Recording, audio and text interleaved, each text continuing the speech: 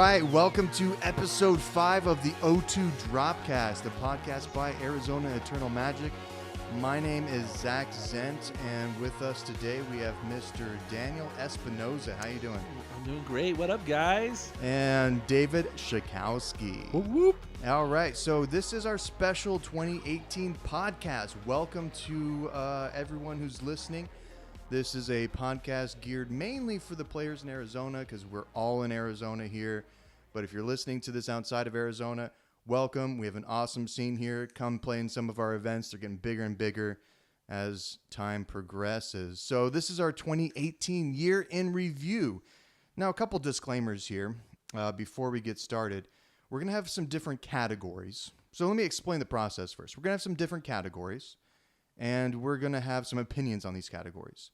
They're not going to necessarily be 100% numbers driven, but they are going to be influenced by the results from the tournaments from 2018, right? Correct. Yeah, we don't want to be completely boring and regurgitate information that you can all look up, so we're going to put our own spin on it. Fair. That is fair. So this is going to be Arizona Eternal Magic's opinions on these categories, and we're going to award different decks, and the way it's going to work is we're going to pick let's say it's, best combo deck, for example. We're going to pick what we think is the best combo deck. It may not be 100% results-centric. It's going to be what we think, influenced by results and numbers. And then we're going to pick a runner-up, too. So we're going to have a first and second, and we're going to have some different categories here to talk about. So that's kind of how we're going to run down this podcast. So normally we've had a guest on. We've talked about some, different results here in Arizona, but this time it's going to be talking about 2018 in review. And 2018 was a hell of a year. So we had the Deathrite Shaman banning and the Gitaxian Probe banning halfway through the year, which shook up some of the format. It didn't change as much as everyone, I think, expected, but it did shake some stuff up there. We did have a month or two of just kind of figuring it out. Yeah, everyone was playing jank. Like Rug Delver was a thing for like a half a second, and then people realized it still sucked. It's just not good now. No, dude, I love Rug, dude. You did all right with it, but yeah, people thought Rug Delver was coming back, and it definitely did not happen. I think Grixis just handles Yep. stuff a little bit better, but Rug just does. I don't know. We might get to that in the best aggro category. We might talk about Rug Delver a little bit. But we're going to have some different categories here. So I'm just so everyone at home has the categories here. We can all see it here. We have the hottest jank category. We got best style category, best new card, best combo deck, best control deck, best aggro deck, and then just best deck. Then we're going to follow it all up with our 2019 wish list. So, if you're listening to this outside of Arizona or in Arizona, welcome. This is going to be our opinions. If you might disagree with something that we say, then you can send us an email at arizonaeternalmagic@gmail.com. I was gonna say you could just fuck off, but if you want to, debate us, you can. You can email us, and But no, we love the feedback, and we love the discussion. So definitely. Reach out to us if you have a differing opinion. And one last thing here before we start jumping into stuff. We got some of this. This is crowdsourced, basically. Our lists and the stuff that's on this list is crowdsourced from the people here in Arizona. So thank you for everyone who contributed to putting decks on this list that they wanted to hear talked about on the podcast. So, without further ado, you want to just jump right into it here? Let's do it. You want to jump right into it? Sure. You want to just jump right into it? All right, we're going to start off with hottest jank for 2018. This is the jankiest deck. This is the crappiest deck or the best deck if you're into that kind of stuff. So for the nominees for hottest jank of 2018, we have Black Red Reanimator. We have the Fauna Shaman Toolbox deck. Someone's going to have to clue me in on that. Grixis World Gorger Dragon. That's a fun one. Yeah, Frankie's played that one. That is a fun one. Mono Red Stompy under the hottest jank category. And Turbo Depths is under the hottest jank category for 2018, followed by Blue-Black Death Shadow, Zombie Bombardment, Bant Aggro, and Blue-Black Ninjas. Those are the 2018's hottest jank. And I'm just gonna add burn here. I mean, we can't have a jank category without burn, right? Burn is the epitome of jank. So Maybe it wins the category. I don't think so. Some of these decks are really jank, and I did send you the deck list for the Fauna Shaman deck, so you can look at that. Okay, cool. I have checked it out. So I guess the one caveat is like not all of these decks are necessarily new to 2018. No. But there are some that are new to 2018, like the Ninjas deck and Death Shadow coming out after PT 25. But yeah, no, this is gonna be an exciting category to talk about. All right, so why don't we go ahead? Let's go and just start maybe by. Oh man, I can't find the Fauna Shaman deck. Okay, so we're going down the list here. What do you guys think isn't really gonna hang? I don't think Turbo Depths really hangs with the hottest jank. It's become more established than jank, right? It's definitely a known deck now. It's not really under anyone's radar. Everyone kind of learned to play with it. They have hate now. When it first came out and emerged, there were a lot of free wins. I bet SB can attest to that. But now I don't really consider it jank anymore. Yeah, especially with the slow depths being introduced, and it's more kind of controlling in mid-range with the combo finish like Allurin or something. So you think Turbo Depths can go? I think it can go. So the thing about Turbo decks, it's one of those decks that it plays on a different axis, so it gets the opponent by surprise. So like when it kind of really hit its stride a few years ago, when I forget his name, but when it won an Eternal Weekend in 2016. Mm-hmm. A lot of people didn't know how to play against it, right? For example, when I would play it here in Arizona, people would bring in Grafdigger's Cage and all kinds of weird sideboard stuff that did nothing against it. But now that it's picked up momentum and it's more popular, right? It does nothing. But yeah, now that it's a more popular deck, people know how to play against it, and it's been refined, which we'll probably talk about later with like the slow depths variants, the bug variants. Sure. The deck is definitely starting to become developed. So I agree. It's no longer a jank deck. It was pretty jank when it came out, man. It was kind of glass cannon. It seemed like it was just, I don't know. It just seemed like I got free wins. Like it was just using cards that people really had no idea how to interact with a lot of times. And I don't think it fits the spirit of the hottest jank category. What do you guys think of Blue-Black Ninjas? I think that deck is so jank. That is jank, dude. That is, yeah. I'm pretty sure it's just like all 100%, 75 just jank. Have you guys played against it? Yes, I have. I have as well. So, have you seen the engine get going with the deck? Well, I was on Storm, so you did. I was counting their counter spells and just killed them. Did they cast a creature? Turn 1 Underground Sea Ornithopter kind of threw me. Whoa, I don't think I've seen that build. So yeah, they swing in with the Ornithopter and then ninja something in. Yeah. We have a guy in our local meta that plays the deck. I think.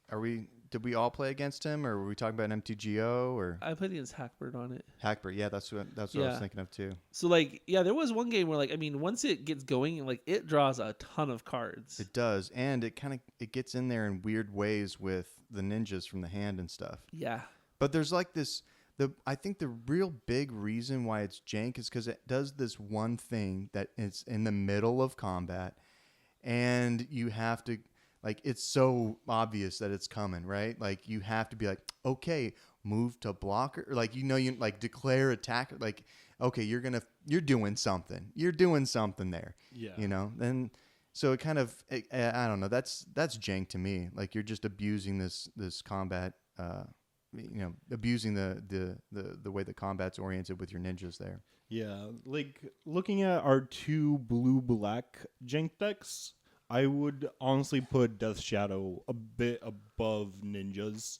I think it has a better game plan. Ninjas is cool. You can do a couple tricks here and there, but I think Blue-Black Death Shadow is a better deck than Ninjas. So both of them are jank, but you think Blue-Black Death Shadow is hotter jank? It's more consistently hot jank as opposed to cold jank. Okay. And I agree. Like so, like if we're quantifying like the hottest jank deck, well, it's not best jank. A category. good jank deck. It's hottest. Yeah, hottest. it's the hottest jank. jank. So like I don't know. Like I have the car. I think I think I'm the opposite. I think Ninjas is hotter than Blue Black Death Shadow. I see. Yeah. If we're talking about because Death Shadow is almost like man, hottest. I don't know. yeah. Man. Okay. Death Shadow is kind of like a deck now. Like it's a thing. It is. Whereas Ninjas is really jank. Zombie Bombardment is a very jank deck that like that, and that was kind of a result. I mean, not a result. It's an old deck that came back because Deathrite got banned. Exactly. That's really awesome. I mean, look at this list, guys. Oh, and then this is the list here, and it's running like it is blue, black, white, isn't? No, it's just black, white, right? Yeah. It has some red, blue. It's red, white. Goblin black. Bombardment's a red card, right? So that's Mardu. Yeah, it's Mardu. Yeah, but yeah. But yeah, okay. It's a very fun deck. I played against it in 2016 in Japan, and it was the deck that actually knocked me out of day 2. Did it feel janky back then too? Oh my god, very janky. Okay, so do you think it hangs in the hottest jank category here for 2018? Because it did a couple placements this year. It definitely did. It's not and bad. I think it was in Japan on both of the ones that I saw in MTG Top 8. Wait, let's look at this. Let's look at this link here again.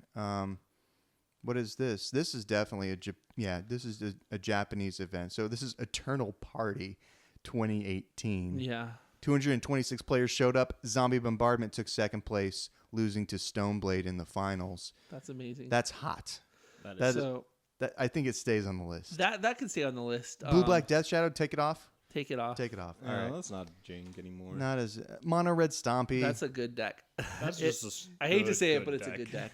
So it's not janky. No, it's terrible. It's kind of janky, but I don't think it fits the spirit of the hottest jank category. No, it wins the category for worst deck you could play because I hate it. Now, Blackwood Reanimator. No, that's a good deck. Like that, it puts up results now. It's janky though, right?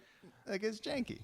but it's just a faster take on the blue black Reanimator deck that's been around for a while. I think it's just a more streamlined and like I think over time it's been established as just a better deck. So I don't think it's been refined. Yeah, it's it's been a refined. build.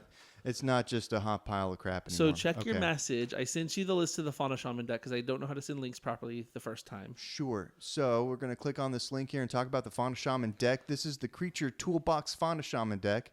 Just a couple noteworthy cards. It's running 16 lands, including Dryad Arbor. It's running Atrexa Praetor's Voice. Commander card. A great commander card. I don't even know what that does. But it's running 3 Birds of Paradise, 4 Fauna Shaman, Gaddock Teague, Leovold, Meddling Mage.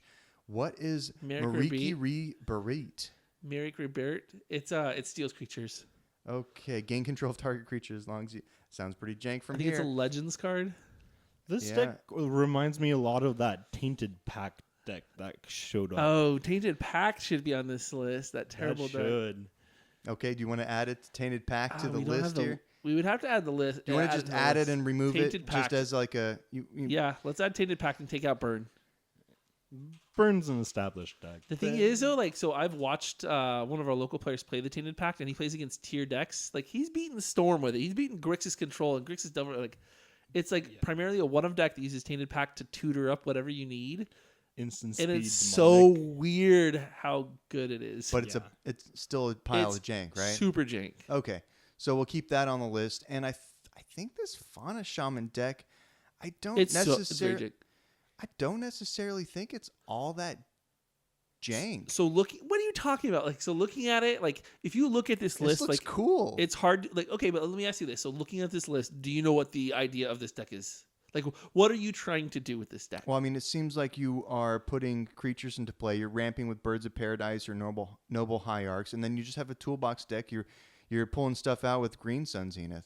What's really putting me on edge is the 3 Brainstorms. Right? Yeah, why not 4? So I've seen other lists. This one is a little different, but there's another list that runs. So it uses Fauna Shaman, so you can pitch a creature to the graveyard. Okay. Like, and then tutor up another creature. So you'll pitch Grizzlebrand or something like that. Yeah. And then you'll use Loyal Retainer to get him back. Okay, that's pretty jank. So yeah, like I mean, it's a weird tutory jank deck. Do you think it hangs on the list with the rest of the 2018 hottest jank decks? I think it's really jank.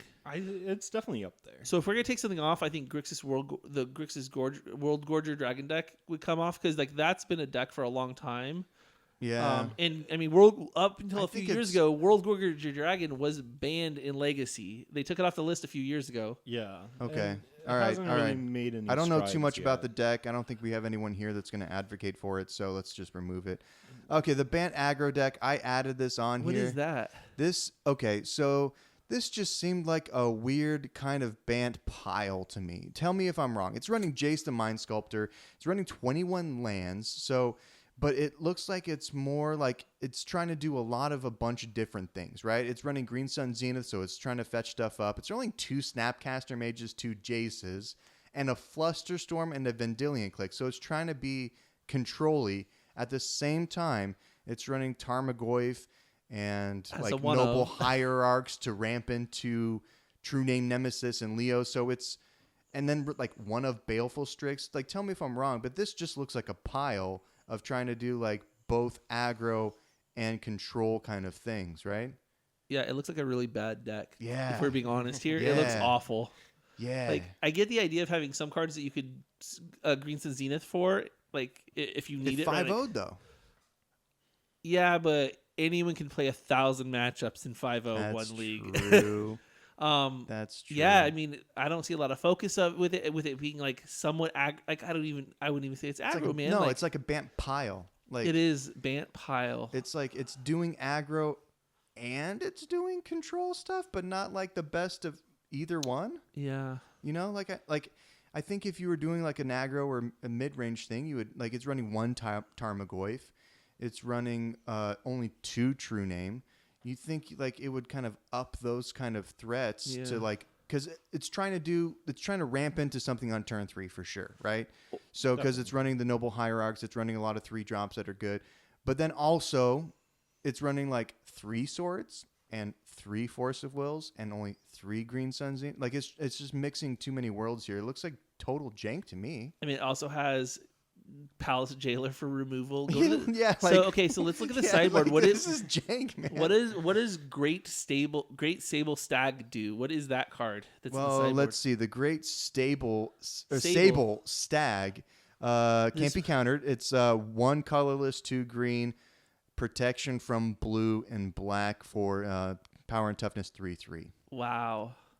Why? I like that. And hey, so we should definitely try and post all these lists that we're talking about when we post the podcast, so that people if they can win, check out this stuff. If something does win the category, we'll put some if there's appropriate literature to provide with it, we'll put it up there. So is this hot jank? Like this is hot jank. I think this is like this is hot jank, dude. Of 2018, this is hot jank. I like it. I kind of do too, but it's pretty. There's 1 forest in the sideboard. Just in case. Well, duh. Like, what is this? This is So what? jank, Dude, you man. bring in the forest in your Great Sable Stag because he's double green. Because he's double Duh, green. Yeah, bro, come on. No, so it's running like 3 Swords to Plowshares in the main and 1 in the side. 1 it's Force of Will running in the side. Yeah, exactly. Like, I mean, this to me, this just screams hottest jank. Okay, that's a jank deck. Yeah, You think it's so? a jank deck. All right, I let's like keep it on the list for now then. So the Bantagro's on there. And do you think Tainted Pack hangs with these other janky Yes. decks? Definitely. I say Okay. I'm down to cut Zombie Bombardment. Oh, that deck is jank, man. It is jank, but it's been a thing before. Like I think, like All right. It's gone. That's not too new. I don't feel passionate about that one as I do the Bant aggro deck. So now the list is narrowed down to the Fauna Shaman Toolbox deck. So, the Bant jank deck, Blue Black Ninjas, and Tainted Pack. So see if you can pull up the Tainted Pack list real quick. So do Tainted Pack Legacy. That deck is insane. You've seen Tony play it. He's played it at your house before. Okay. And this deck is so weird. There it is. UB Blue Black Tainted Pack Control. If you go to the source, it should have the list. Oh, there it is. Like for The top hottest link. jank, being able to just run one-ofs of everything, and you need to run snow-covered basics alongside regular basics to make Tainted Pack work. Dude, on the source it says it's describing this list of cards as a mess. Like, that sounds pretty jank. This is all just one of the commander deck. 4 Tainted Packs. Oh my god. Okay, so if anyone's like listening to this, look it up on the source. I'm just gonna quickly run down. Like, it's running 1 of Miscalculation, 1 Counterspell, 1 Negate, 1 Demiri Charm, 1 Dismember, 1 Innocent Blood. Like, this is just. What does it win through? A Vendilion Click or a Gurmag or something? Or Manlands. It has Manlands that it kills you with. What does Obnixilis do for this deck? It's running 2 different Obnixilis. So it's running the Black Oath and Reignited. Yeah, it's card draw. And it kills creatures. Yeah. It's such a weird deck. I think it runs like Nether Void or the Abyss in it. I've seen versions with Chains of Mephistopheles. Yeah, in Chains. There. Oh my! So that wins, right? I like the Tainted Pack. For me, it's Tainted Pack. Yeah. Okay. All right. Yeah. That's. Are we just shutting it down? That right now? is the definition of jank. So runner up here. Blue Black Ninjas. It's cool. But is it hot as jank? I don't think it's really all that hot in comparison to the. I think that Bant aggro list is just a hot pile, man. I'll give a runner up to the Bant aggro. Yeah. So like, I think Fauna Shaman is a toolbox deck similar to Tainted Pack. So if it's not first, it's not on there, right? Because we already have a toolbox deck. So True. Bant aggro or ninjas though? Is it Bant aggro? The Bant. I think aggro. Did you see the list I showed you, man? That is a hot. You should play pile of You jank. should play it Saturday. I have all the cards to play it. Actually, you have Great Sable Stag. No, I would have to buy them for 39 cents. They probably don't have it at Player Draw. No, they have 99% of cards in stock at Player Draw out in Avondale. What set is it from? M10. M10. Okay. They definitely have at least 400 in stock. Yeah, at least. Yeah. Okay. I'm cool with this being the runner-up because ninjas. Yeah. This looks like jank to me, man. This looks like jank. But Blue Black Ninjas is the other one on here, and I think that deck is pretty janky too, right? Yeah, but it actually has a plan. So I'm gonna go if it's hot jank, Bant aggro. Bant aggro, just because it's trying to just do like 90 different. I don't things even at know one what time. it's trying to do. Yeah. I'm gonna go home and read a primer on it to see what it. There's probably no primer. Okay, so for hottest jank of 2018, we have Tainted Pack as the winner, followed by runner-up Bant aggro. We're going to be moving on to our next category here, best style. What do you mean by style over there? Do you want Webster's dictionary or the one that's floating around in my head? I'll have to piece together. I like the one floating around in your head, Webster's. So I'm thinking best style to me, for lack of a better term, it's that deck that just has the pizzazz, right? The one people watch after. Yeah. The one that's fun to watch. That forms around the players. Sure. People looking. I used to be a Doomsday player myself, so like you would get that. I loved playing a game. Your game goes along, all of a sudden everyone in the room is kind of watching what you're doing. So I could see that being a real definition of style. So it's almost like the deck that everyone wants to huddle around and watch. It's the pizzazz. Yeah. It's the cool deck, right? It's like the one that's not just like technical and good, but or it doesn't even have to be technical and good, but it's the one that's cool to watch. And it's actually some of like the World Gorger Dragon. I would watch that. I think that would be that would. I think maybe we should put that in. Yeah, let's go ahead and replace Death and Taxes with that because Death and Taxes, no one wants to watch that. You're just locking your opponent. Yeah, cool. okay. I'm watching Fair Magic. So for the listeners at home, we have best style. The list is Elves, Miracles, Death and Taxes, Doomsday, and Zombie Bombardment. World Gorger Dragon combo, and then anything that PJ plays. And if you don't know, PJ is a local player that has the jankest collection ever of random stuff. I think PJ as a person has great style. I think some of the decks he plays are crappy, and I don't want to watch them. I'm going to remove it. Well, here, as a PJ deck, let's go ahead and put in his Alpine Sun Dark Depths Chaos. Bro, he killed me with that deck the other day. So it has some crappy 0-drop equipment that lets you sacrifice a creature.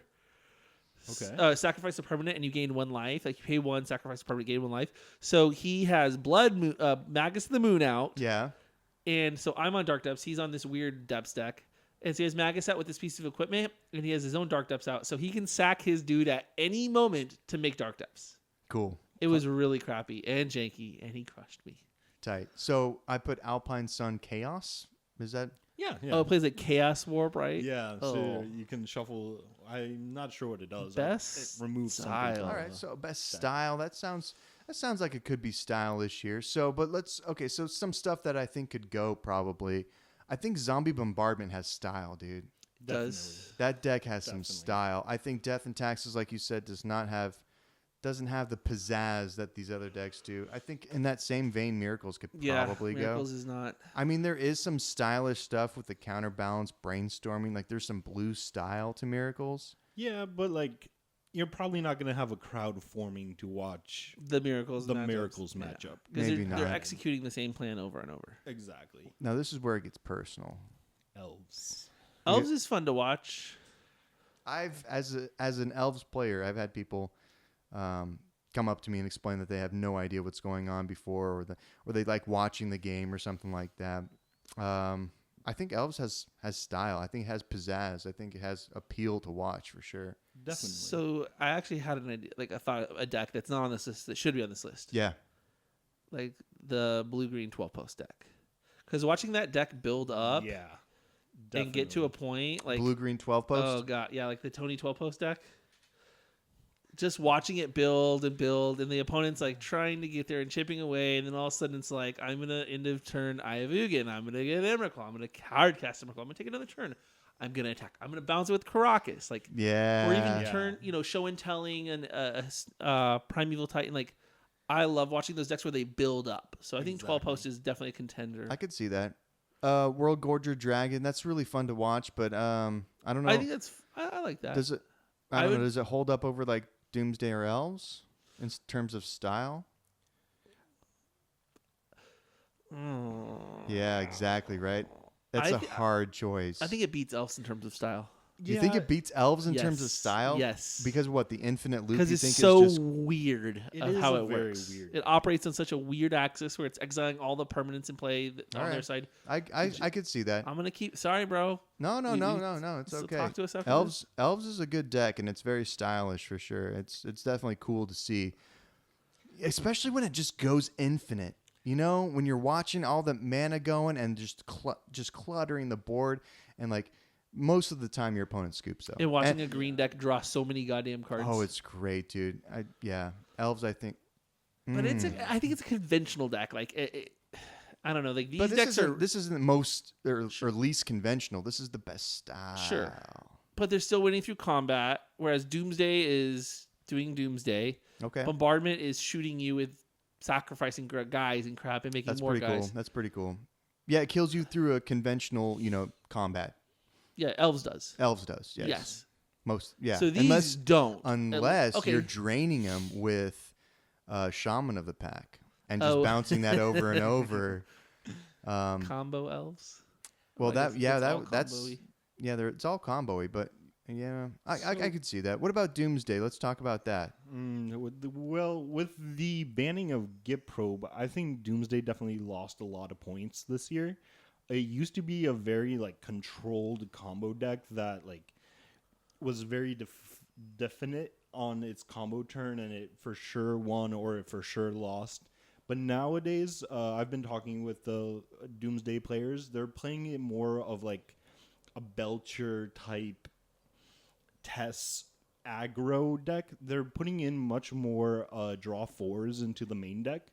So they're kind of just hoping to just draw out a whole bunch of cards, and the natural tendrils line is becoming much more used. So the old Doomsday is gone. It's falling out of favor, and it definitely lost a lot of style points because it's not killing people by dumping the deck over and making way of winning. Because Doomsday, when it put together 5 cards and then went Git Probe or whatever, draw LED, crack the LED or what, just that whole thing with making a pile with Lab Maniac was really cool. Yeah, and we lost that. Lab Man's no longer really in the deck.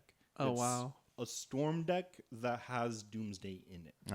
Okay. So, honestly, it hurts me on the inside. Yeah, But both your guys' decks think got it's the gone. axe. Yeah.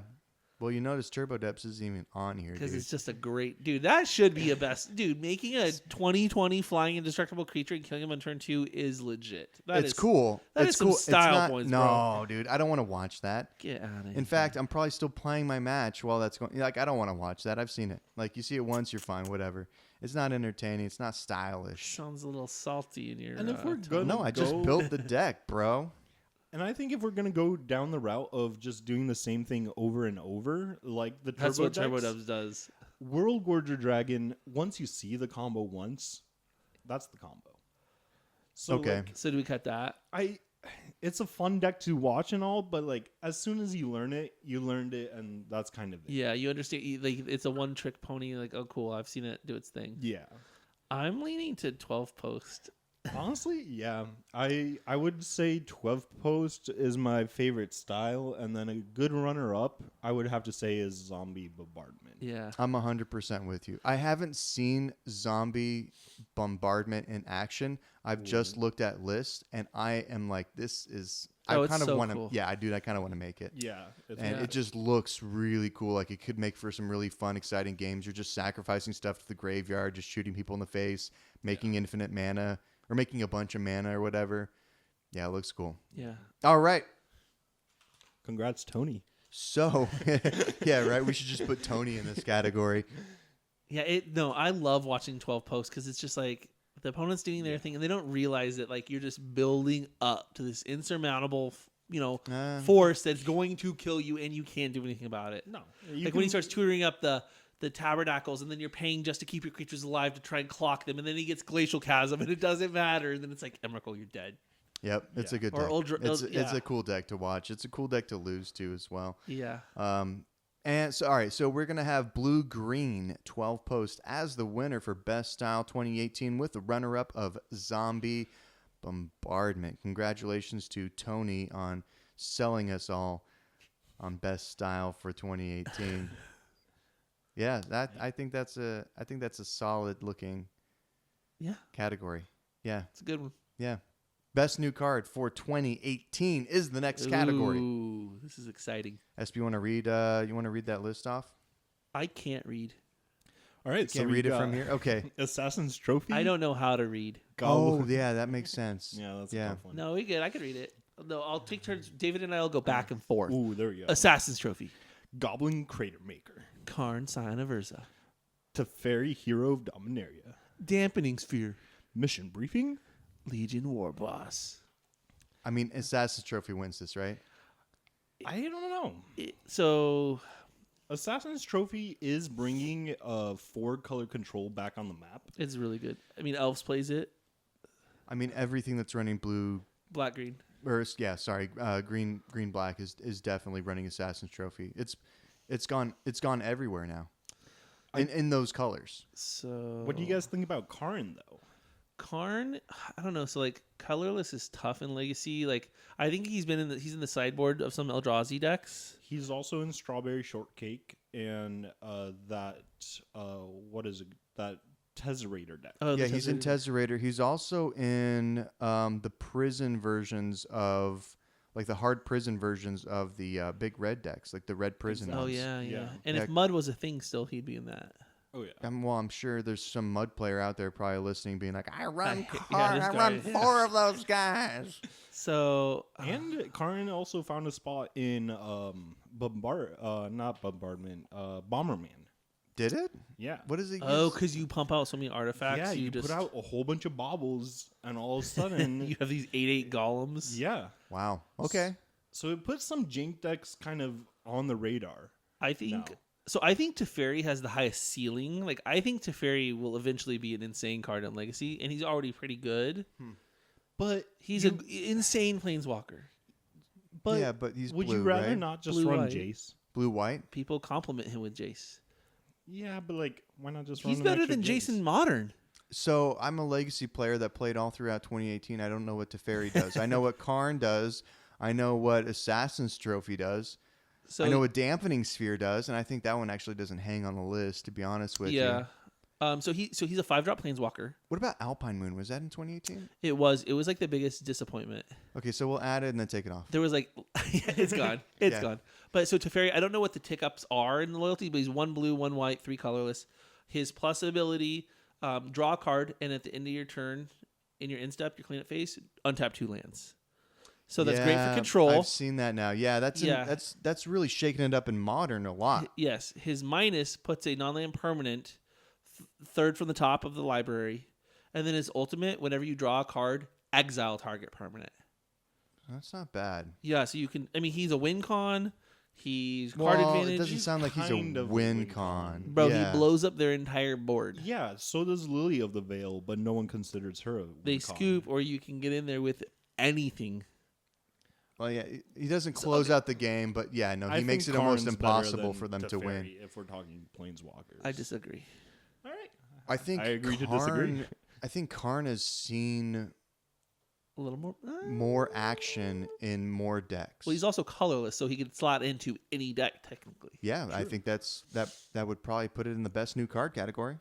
So, So let's cut Dampening Sphere. Like, okay, well, yeah, okay. So let's go through this. Yeah, let's cut Dampening Sphere here. But yeah, go ahead. I learned something new about it yesterday.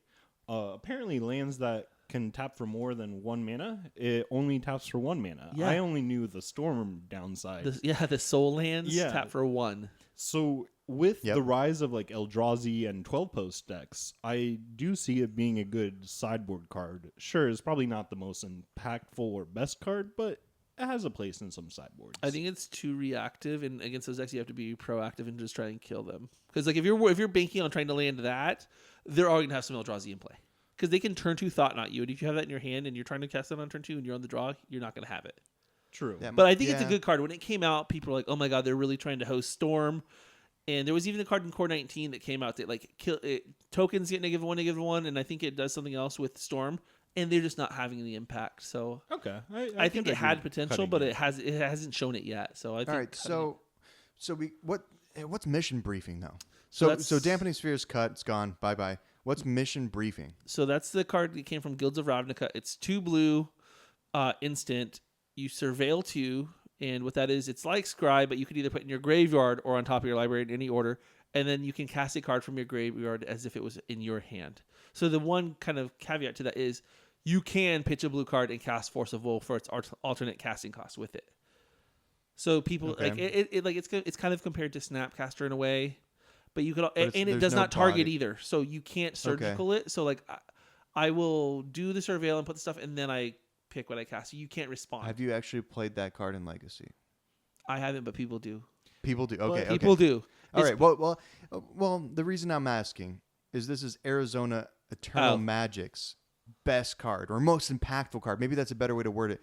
Of 2018. Then right? I think oh god. So if this is our best card, then it's like Legion Warboss because of all these degenerate mono red moon stomping bastards, or Assassin's Trophy. It's got to be between those two, I think. Yeah, so I think so, but we can cut mission briefing is what I'm getting at. Let's cut it. Okay, so it's not our most best card, most impactful card. Yeah, and I think we can cut. I pressed the wrong button. Yeah, Teferi. You want to? And any other honorable mentions here for Teferi? I think Teferi has potential to be an insane card in Legacy down the road. There's just nothing else to kind of really combine with it right now, right? A 5-drop in Legacy should win you the game. He can. Eventually, in multiple turns, if he doesn't get bolted or something. Move on. Okay. Karn saw a lot of play in a lot of decks. So as opposed to Legion Warboss, so this list for people listening at home is Assassin's Trophy, Goblin Crater Maker, Karn, Scion of Urza, and Legion Warboss. So two of these cards, the Goblins, are seen in only specific decks, right? I think we would cut Goblin Crater Maker because it's very narrow. But honorable mention for the Goblin deck. Now they can deal with Emrakul, which was one of their worst cards to see. Correct. So, but no, they had Stink Scourger. Stink Scourger bounces him. That's true. True, but now it's also a Tarfire on a stick. Yeah. So you can... It's good for just one deck, though. So it's not the best. I feel like that's how Legion Warboss is, too. But it's played a lot in a very popular deck. yes, I mean you do run Legion Warboss in a very popular deck. I think it's more popular than Karn, to be honest. That's fair. Well, Karn and Legion Warboss go into the same deck, really. They both go into mono red, Stompy or aggro or whatever you want to call that deck now. I don't know. My vote is for Legion, but you can vote for what you want. And this is the runner-up, right? Because we're just unanimously saying Assassin's Trophy is the best. Yeah, I mean, for us in this room, though, I've seen more Legion Warboss than I have Karn. And I think, so, like, the best new card that I've interacted with the most, probably Legion Warboss. Okay. That's fair. I haven't seen Karn as much, but I'm sure there's, plenty of Karn out there. But for Arizona Eternal Magic's best new card of the year, I think it's Assassin's Trophy. And Legion Warboss is the runner-up? Yeah. That's fair. I probably am a little biased with Karn because I've been looking at building Strawberry Shortcake. Yeah. So, yeah. And I don't know what that is. It is the old school scroll rack deck. Red and white painter. Cool. Recruiter and all that. Yeah. All right. It's a fun deck. So I will say, like, on the topic of Assassin's Trophy, for how powerful that card is. We didn't even have to explain it or fight for it. Right. Like that was like, it would. But like, so, and this doesn't even really explain how great it is, but like, so the thing about Legacy, like, Grixis is still such an insanely good deck that a card like Assassin's Trophy is printed and like Bug can't even come. Like, Bug is still not that popular. And Grixis is, even with this insanely amazing removal spell, it's not enough to make people switch back to Bug. Like, Grixis is just like the deck. Dude, it's the damage for red and it's Young Pyromancer. Like, with the discard plus the cantrips, like, that's just still making Grixis, Delver at least specifically, green just isn't good enough to slide. No, plus like and then in Grixis control with like the long game between Snapcaster and Colligan's command and like that synergy there. Yeah, Bug still doesn't Despite do it. Having a new toy. I think we shouldn't look at it as Bug, but 4 colors back on the map. Yeah, you're right. Yeah. There's a lot of other decks that are playing it, Yeah. and it's insane in those decks. Like Elves, 4 color, even Turbo Depths plays it in this great sideboard because it answers stuff that you never could have before. Exactly. So yeah, you're right. Yeah, no, it's definitely. I think it's. It brings back old archetypes. Yeah, exactly. All right. So, Assassin's Trophy is the best new card of 2018, followed by Legion Warboss. We're going to take a little tiny bit of a break, and then we're going to move on to our other categories, which is going to be Best Combo, Best Control, Best Aggro, and finally... Wish list. The best deck. No. Well, best deck. The best deck of 2018. We'll be right back.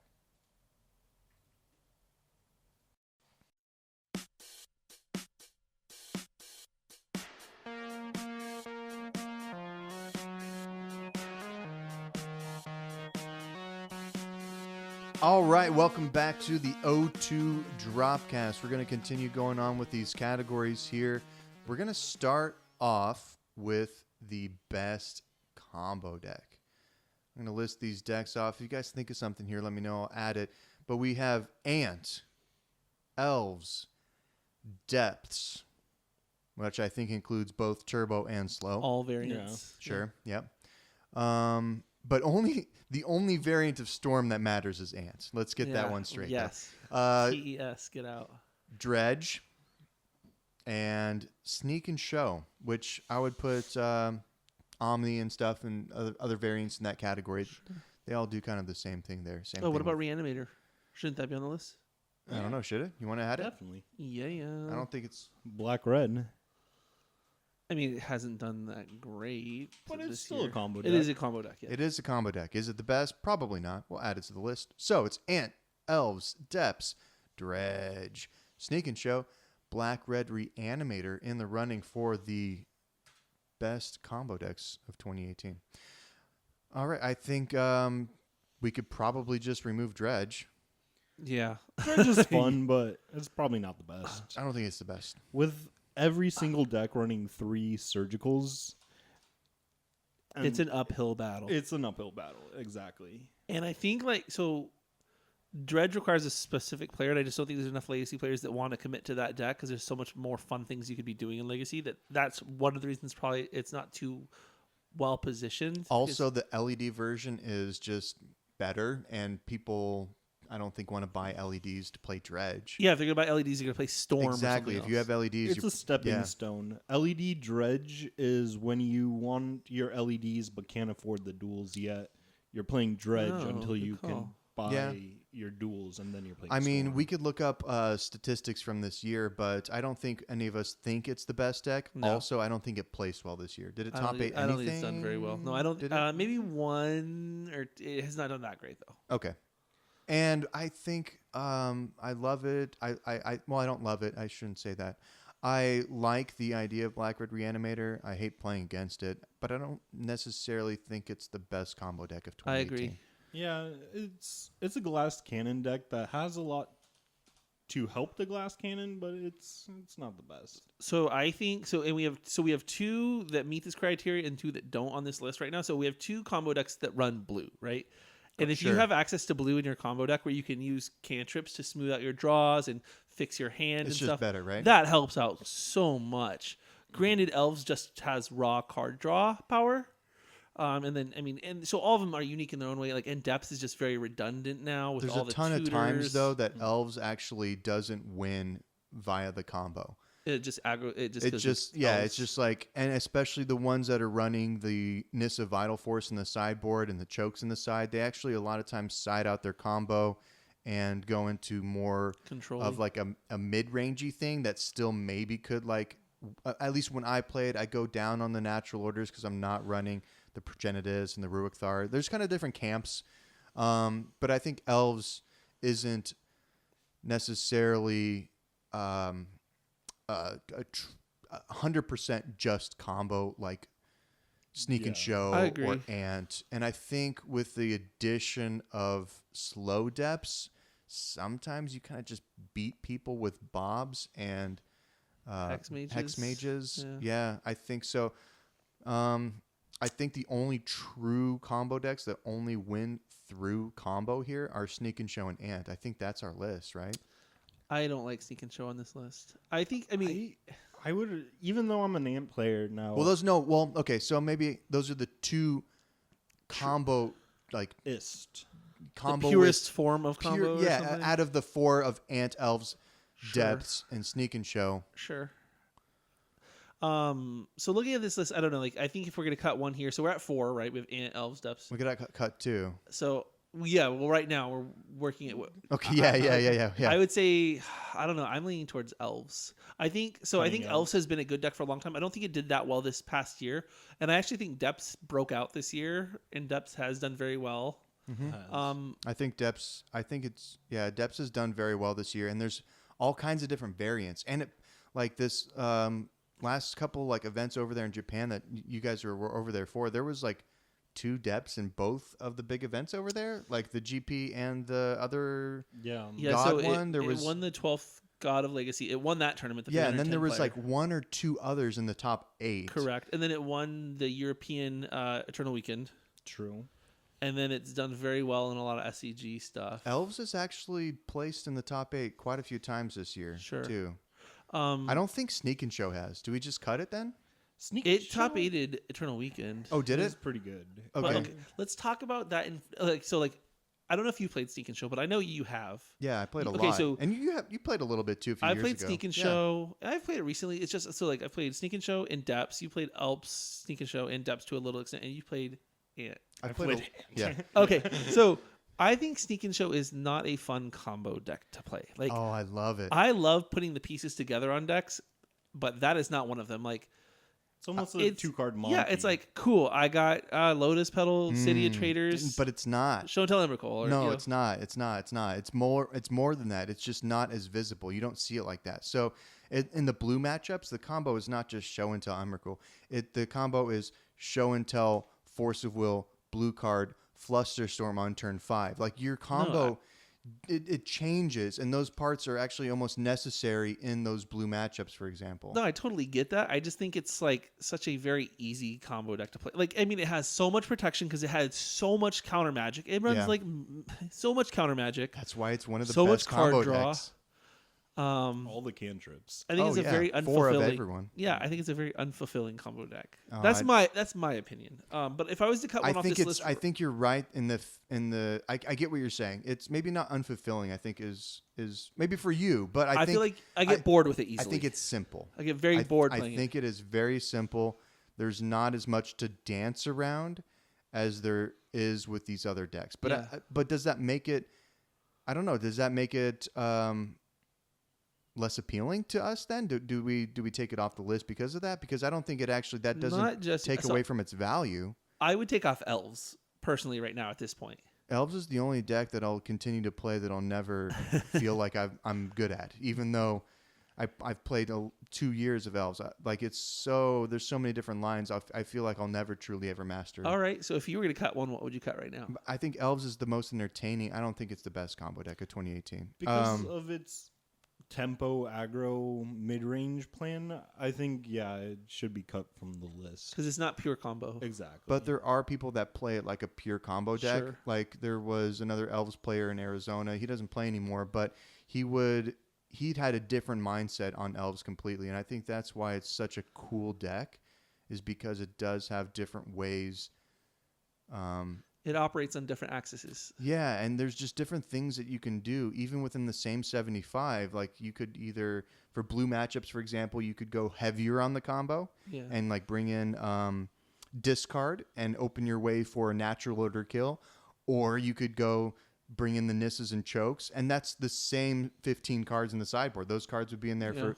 So that's the cool part about it. There's not ever really one way to sideboard.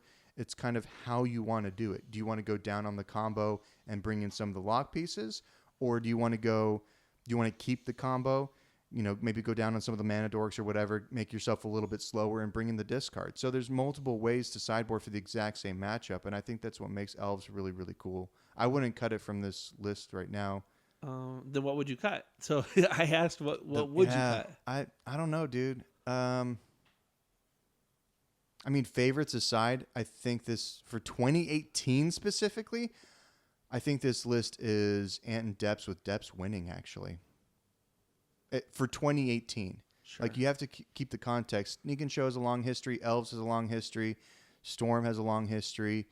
But Depths is just shining. And I think maybe for 2018, with Depths having so many different variants and really kind of coming to fruition this year, I think it might be the best combo deck of 2018. What do you guys think? I'm curious to hear David's opinion. I don't know exactly. I do see Depths being a great breakout deck and all. I would rank it over Elves. And in all honesty, I probably would rank it over Ant. You set aside my bias. While you're talking, I'm going to take Elves and Sneak and Show off, right? I don't know about Sneak and Show. Okay, all right, I'll leave it on. I'm sold on Sneak and Show still being a great combo deck because of having counter magic. Being able to run Force of Will and Flush the Storm in your combo deck, that is just great. Sure. And Spell Pierce, too. Exactly. Like the Sneak and Show classic deck runs 4 Spell Pierce, 4 Force of Will, and then sideboards and Flusterstorms. Exactly. It's really good. And then it has Arcane Artisan to fight hate. Yeah, it's kind of gross, man. It's a pretty good combo deck. So I don't know. I will say that Depths is a great deck. I don't think it's the best deck. So I would think Depths is a runner-up, and I think we would have to pick between Ant and Sneak and Show. And even though, so I did a little research before this podcast, and I thought Ant was just did very well this year, and it did okay on the larger stage, but it's very overwhelming here in Arizona. Like, there are a lot of Ant players. True. I think it's an insanely good combo deck. I think Depths is either going to be runner up to one of those two, but I don't think it is the best deck. However, it has seen the greatest growth this year in terms of the development and how it branches out. So it's definitely the breakout combo deck of the year, I would say. So, I mean, we aren't completely omnipotent. We don't know everything that's going on. We know what's posted on MTG Top 8, right? If we're going to go into kind of numbers there. But from Arizona Eternal Magic standpoint, for our best deck of 2018, I think I think that would have to be Ant because there's just so many Ant players around here. I think for Arizona's meta, I think the best combo deck is going to be Ants followed by Depths and Sneak and Show as a really close third. If it's just if it's just Arizona Eternal Magic's best combo for 2018, I think if you look at it as for the greater the greater meta, I think it's Depths and Ant, or I'm sorry, Depths. Depths and Ant. I think it's still.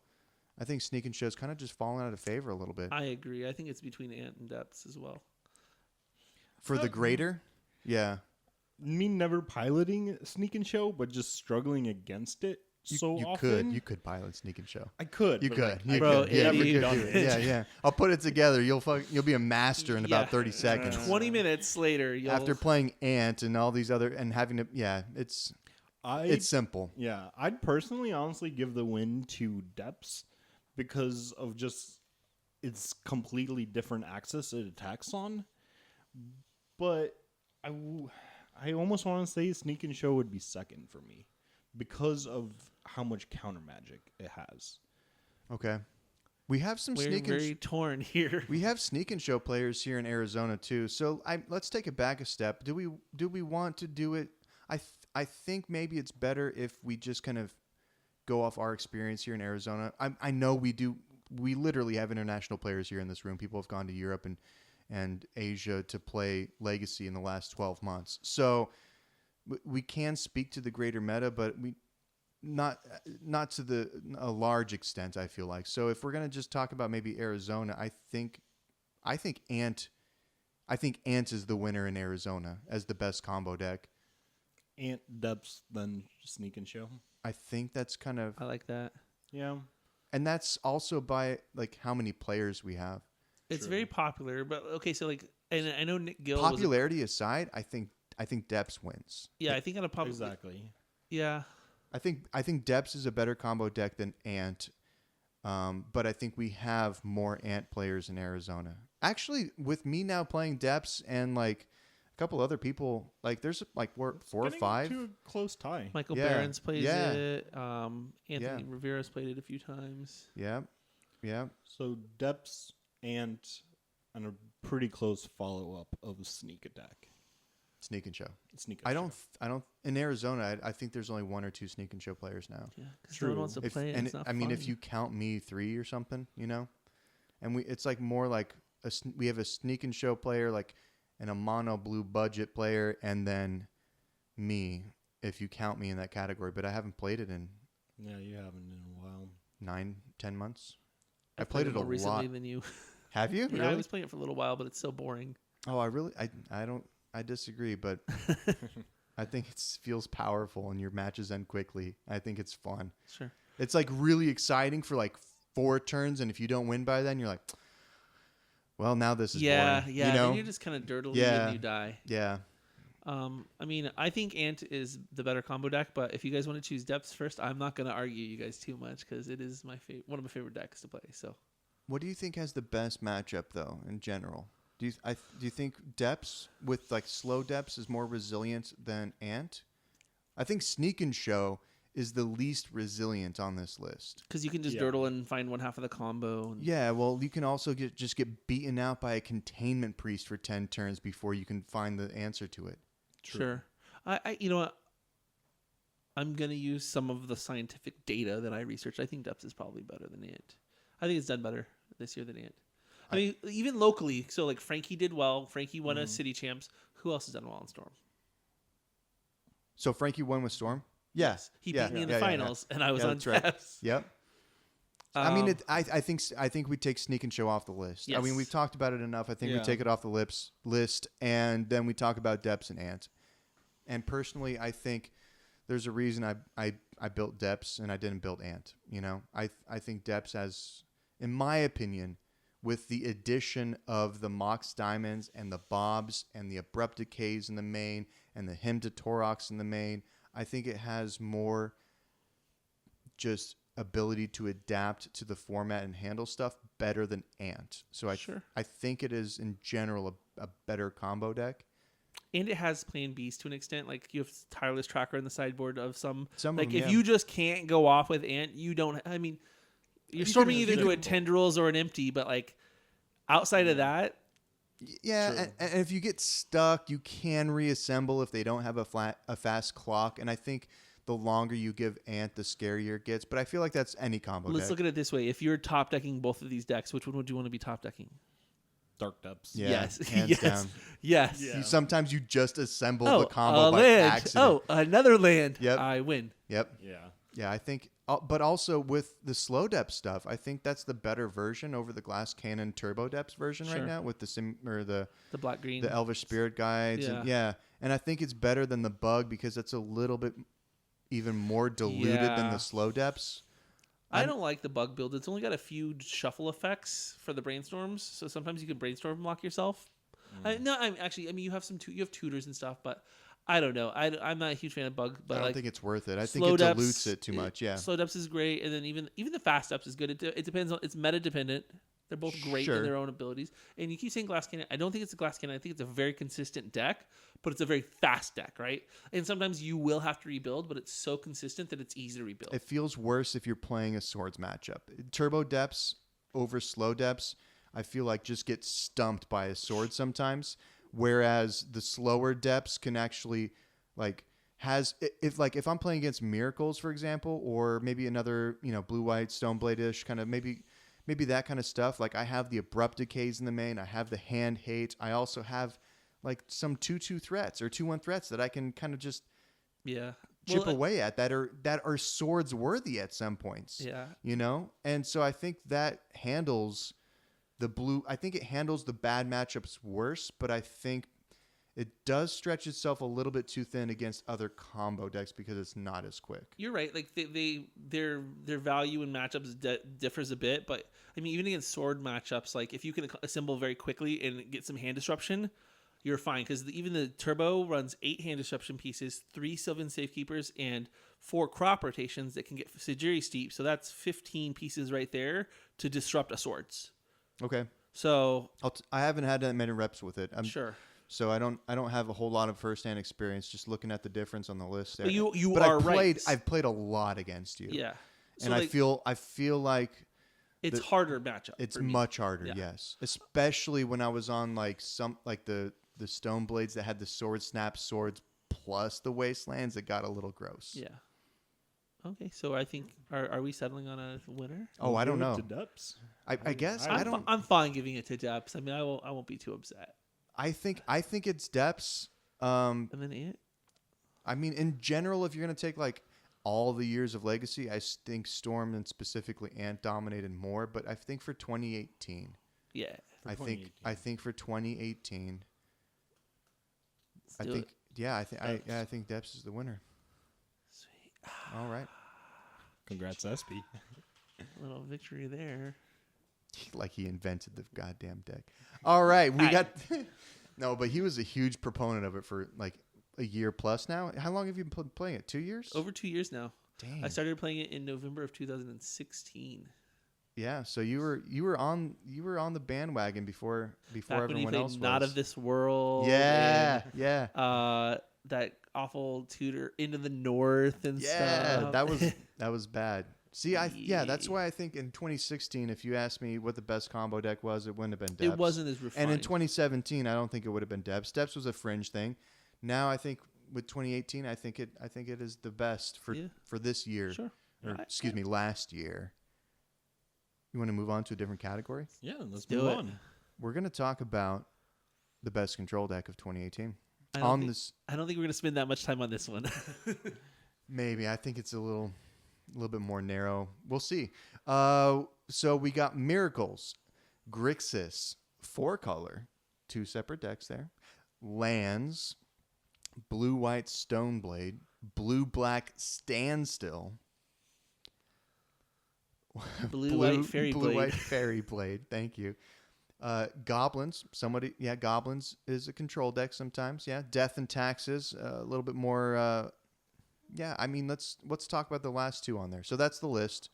Again, Miracles, Grixis, 4-color lands, blue-white Stoneblade, blue-black Standstill, blue-white Fairy Blade. which I put on there separately. I'll explain it. Goblins and Death and Taxes. So the last two on there, I don't think those hang with the other control decks on here. I agree. Goblins is a control deck, but its latest versions with like Chromoxes and Winstigator in there, I think it's now more of a aggro deck with the toolbox of control. Did you say Winstigator? Yeah, Winstigator. I don't even know its real card Warren name. Instigator. Oh, okay. Warren Instigator. Yeah. It is a Winstigator is pretty good. It's a Winstigator. I added another one on here. So I added Mono Red Prison. I think it's one of the better control decks out there. Pretty good, Yeah. So, okay, Goblins and Death and Taxes, they don't hang with the rest of the list. Cut those. I think we can also cut the blue-white Fairy Blade. I had a lot of fun with this deck this year, and so I just kind of really wanted to talk about it, so I put it on the list. So it was running Spell Stutter Sprites and Vendilion Clicks and extra copies of both of those. Plus, it was running a lower amount of Stoneforge Mystics in the package there. And I just had a ton of fun, man. Like, the Spell Stutter Sprites just sometimes just get you. And I won games because I just would Spell Stutter Sprite an early Brainstorm or Ponder, or later game I'd get a couple of them in a row and get a 2-drop. It felt really good, followed by like a Vendilion Click, mess up the hand, and then I have like 5 power on the board. Did you play Spell Queller? No, I didn't do that. I think that could be good too in that kind of a deck. Yeah. Oh, but it's not a fairy. Never mind. No. Never mind. It's not blue-white Spirit Blade. No. Okay, my bad. Fairy Blade, bro. Yeah. But yeah, I don't think it hangs. I think probably Stoneblade is just a better version of that deck. It's a fun control deck, but it's not the best. It was cute and fun, and I played it and had a good time. But what about Blue-Black Standstill? I put this on the list because I know David played it for a little while. I played it for a little bit. I think the better version's Blue-White Standstill. With that, you can run a Rest in Peace and Energy Field, which is enchantment and the Helm combo too, right? And the Helm combo, yeah. If you really wanted to. Yeah. So you're running 4 Rest in Peace, which that's great against a lot of the meta. You're knocking out Snapcasters. K Command's not doing a lot of its modes. Gurmag. Past in Flames is shut off. Exactly. So yeah, any graveyard strategy. Yeah, and then with the Energy Field, you also lock down creatures because you can't take any damage. So it's a fun deck, but it's heavy reliant on the manlands, Mishra's Factories, and Creeping Tar Pits, or Celestial Colonnade, or whatever that Celestial Colonnade. Celestial Colonnade. Yeah, that one. Yeah. Cool. But yeah, it's a fun deck, but I wouldn't call it one of the best. Cool. All right, so the Standstill variants, bam, gone. I hit the delete key. It's out of here. Done. So looking at some of these, like, I don't think Stoneblade can hold its weight against some of these Miracles and Grixis. No. What about lands? I don't think that holds it. Lands is a great control deck. But with so much back to basics and blood moons running around. Yeah. Lands. Okay, so for 2018, I don't think it's. It got pushed a little bit. It was pushed really hard at the beginning of the year and for a while, but what it just Agrolome. But that's not control. Well, sometimes with the chalices and the wastelands, plus like, I don't know, it feels a little control-y sometimes. But yeah, you're right. It's probably not a control deck. No. So yeah, I think like lands is a notoriously good control deck, but in 2018, I don't think it was that great. It did not do that well. I feel like a lot of lands players have been taking up slow depths. Yeah. Because just of how the meta has shifted. It's still a great deck, but it's not the best for 2018. Cut it, bro. Cut it. Bye-bye lands. Now, here's where it gets weird. Because 4-color control and Grixis are 2 separate things. So if you're listening to this and you don't know that Deathrite Shaman and Gitaxian Probe got banned earlier this year, I have some bad news for you. Your deck's not legal. So 4-color control dominated the first half of this year. Like, it dominated. Like, there was so many copies of 4-color control, which I put as a separate category than Grixis control, even though like a lot of these websites that calculate the data and decks and stuff, the 4-color control lists there was just way more of that, but they also got put into that Grixis category on some websites. So it's hard to see an actual representation But 4-color control was huge. Remember that? Yes, it's dead now though. So It's coming back, right? It's coming back. Is it casting Leovold in a fair manner? It has 2 Leovolds, a Gurmag. It has 2 K commands, but no turn 2 Leovolds though, right? Yeah, there's 2 in there. No, there's no turn 2 Leovolds. No, there's no turn 2 Leovolds. So it's not ramping into a 3-drop. No, it's playing fair magic. It's pretty much Grixis control, but you trim a couple cards here and there just for the key green cards, which Leovold, Abrupt Decay, and Assassin's Trophy are the only green cards you're splashing for. What about like Sylvan Library or anything like that? Did you see that I at think all? you just have so much blue already for brainstorms and stuff. True. Yeah. Okay. I haven't seen it too much around. I've seen like 1 Pernicious Steed in the sideboard of Interesting. Any Scooges or anything like that? Not that I'm too aware of. Well, 4-color wasn't running that earlier this year. I was just wondering if it kind of did any weird shift. It's pretty much when I put together Grixis control earlier in the year after the banning, and what I really didn't like is the inability to answer enchantments. So if you want to answer an enchantment, you got to splash a little bit of green or splash white, which if you're splashing white, you might as well just play Miracles. Yeah. So if you have a deep hatred for the color white, kind of like I try to avoid playing it, I'm on the 4-color over Grixis. So are you saying we cut Grixis over 4-color? Yes. Yeah. I think 4-color sticks. I think as someone who played Grixis and not 4-color this entire year, I played Check Pile a little bit, didn't like it. So I played like all the different Grixis control variants this year. I played, and last year too, but I played the Pyromancer version that was running. It was just strictly Grixis, no green. Then I also ran green for Deathrite Shaman and 1 Trop for like Deathrite Shaman activations, no green in the side even. And then I played like a slower version that didn't run the Pyromancers, that run like bigger stuff, like bigger, more Jaces and Lily and stuff like that. So I've tried a lot of the Grixis versions, and I don't think anything holds a candle to how well 4-color control performed at the beginning of this year. Okay. True. So we cut Grixis. I mean, Grixis is a great control deck, but it's not the best, is what we're saying. Do we cut Mono Red Prison while we're at it? Oof, God, that deck's so good, though. I mean, this list right... I think Mono Red Prison is more of a aggro deck. If we're looking at it, it locks you out of the game, sure, but it does if they force your first piece, they can maybe just squeak in and get you.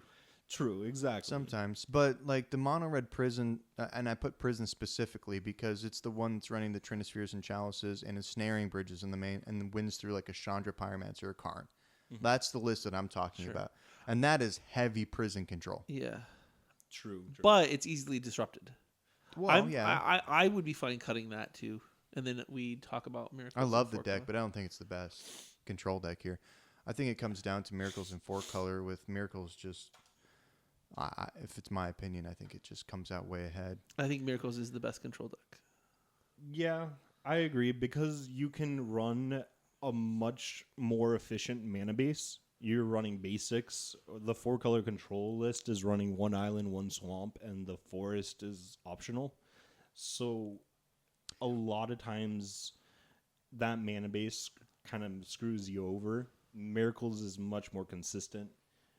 So for the first half of the year, I would say 4-color control was dominant and better than Miracles. And for the latter half after Deathrite Shaman got banned, I think Miracles is better. Sure. Yeah.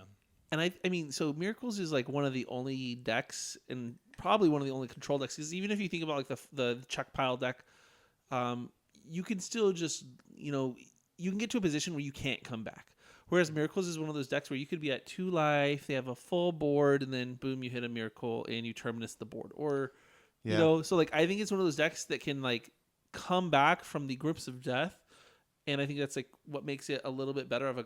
I've done like a lot of stuff with 4-color control though, where I'm like Toxic Deluge, and then I'm like Gurmag next turn, and I win. Correct, but I mean, you could be at low enough life where you can't do it to kill other guys, and they have bolts.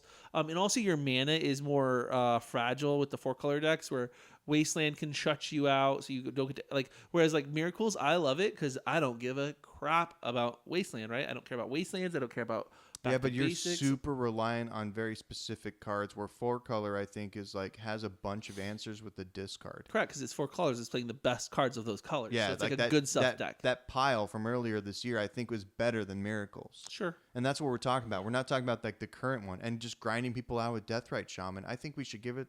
Personally, I think we should give it to 4-color control just as Miracles is the runner-up, and then see how Miracles does next year. Maybe, but 4-color like. Dude, Miracles was not popular when 4-color was dominating. No, because it had like Deathrite Shamans, and you would have to like Terminus for one Deathrite Shaman because it was gonna kill you. You know what I mean? And or whatever. Or they'd hit a turn 2 Leovold, and then Miracles is so screwed. Yeah. Oh, and plus all the like the red elemental blasts in the side just made it so your Jaces were useless because it would just be like the red elemental blast made a huge impact in that specific matchup between Miracles and 4-color. Did 4-color run Cabal Therapy? No, it just ran Thoughtseize and Hymn to Torok and optional Inquisition of Kozilek. Some K commands or no? Oh yeah, I'm sorry, K command. So it had disruption. It could answer. Yeah, like okay. Like I mean, I think 4-color was insane, and like I think it is a testament to it. Like Miracles wasn't popular when 4-color was dominating. 4-color. If Miracles was a better deck, it would have been present. 4-color was the best deck, and I think. Yeah. All right. I think over the next couple months, we're going to see more and more 4-color showing up because it's slowly getting figured out. It did pretty well in the Beijing tournament. I forget the name of it, but it had a top 8 there. And it's a good stuff deck. You're running the best out of 4 colors. Yeah. So it's going to be seen a little more often, but I still think Miracles post Deathrite banning is the better control deck. So that's where do we go from here? So he thinks Miracles is the best. And okay, 4-color's runner up, right? All right. So for Arizona, for 2018, for Arizona, for the guys in this room, how many of us played Miracles? I did. We all three did. Yeah. How many of us played 4-color control? Very briefly. I did. Yeah, I did a little bit. What did you have? I did not like 4-color. I liked Miracles. So like sometimes you fumble on your mana with 4-color. You do, yeah. Yeah, I liked it better with Deathrite. I agree. It was a super powerful deck, and I played it with Deathrite. But even with Deathrite, I didn't play that much 4-color. I loved Grixis better because it felt smoother, and I could run Blood Moon. But 4-color was running Blood Moon for a minute there too, which was Deathrite for like specific like decks and stuff. It's just a weird pile for sure. But I think.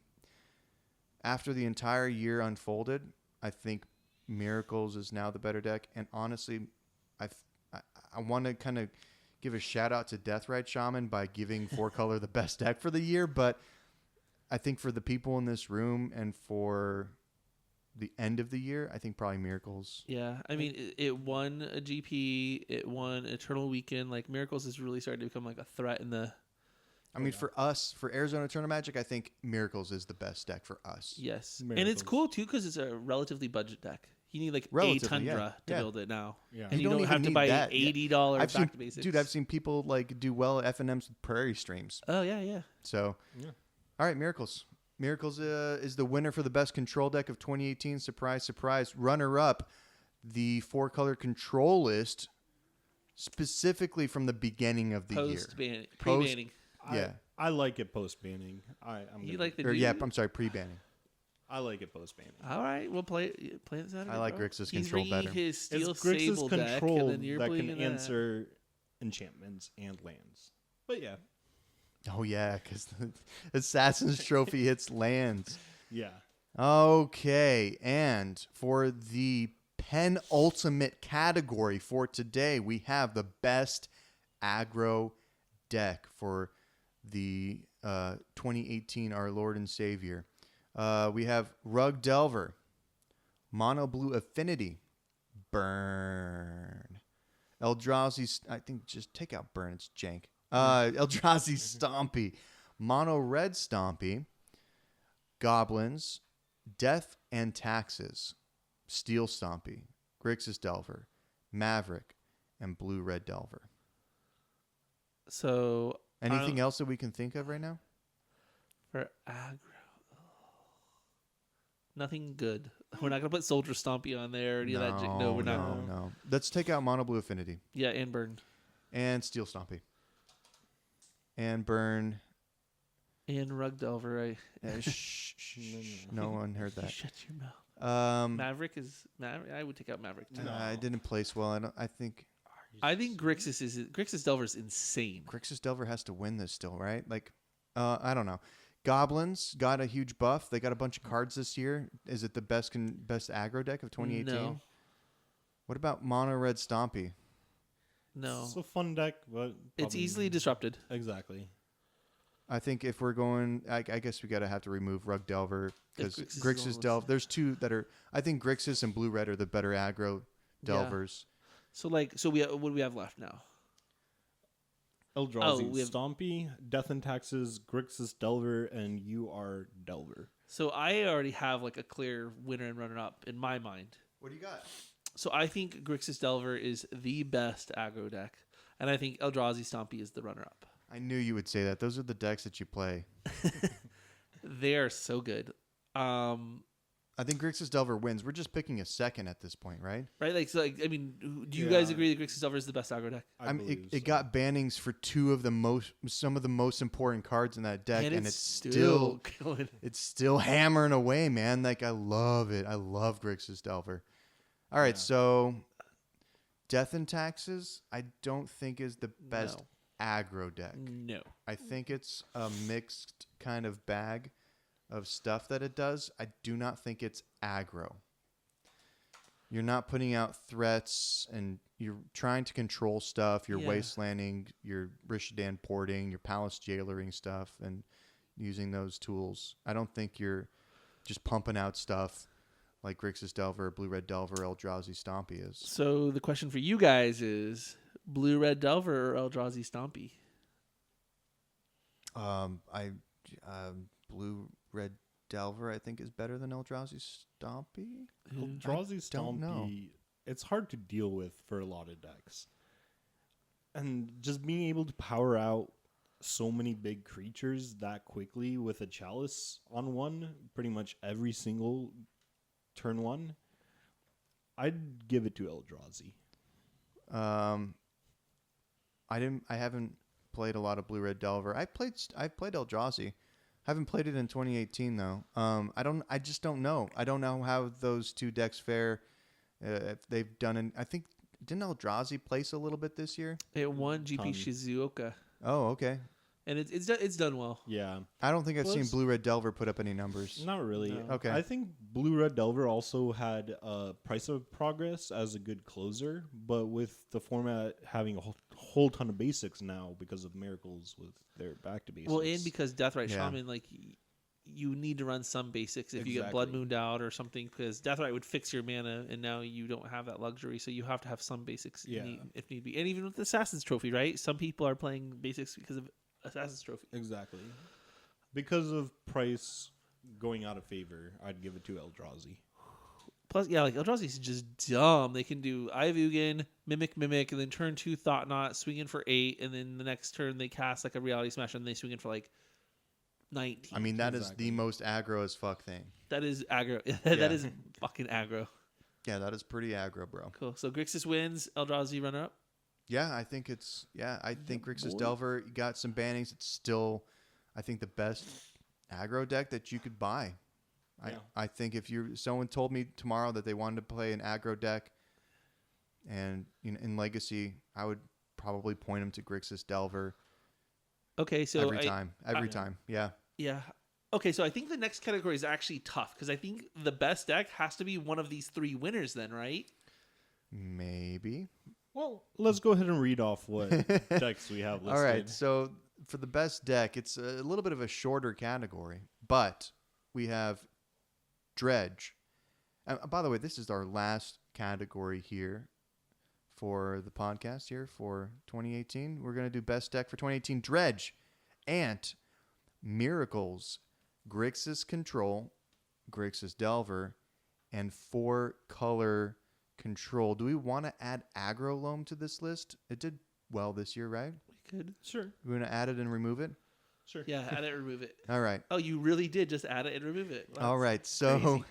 we have, so for our, just as a recap here for us and people listening at home, the best combo deck was Depths as the winner, followed by Ant as the runner-up. Control deck was Miracles with 4-color control. And then aggro was Grixis Delver with Eldrazi Stompy. So by that, we need to add Depths and we need to add Eldrazi Stompy so the list is complete. Yes. Yeah, agreed. So like where it says Dredge, you can just write Eldrazi Stompy. Right. So let's read the list again for the people at home that can't see this. We have Dredge, Ant, Miracles, Grixis Control, Grixis Delver, 4-color control, Depths, and Eldrazi. I think we can just take off Dredge. Control and Grixis Control and Dredge, right?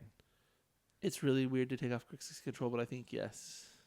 I think it was a good breakout deck while the meta was shifting, but it's falling out of favor. Yeah.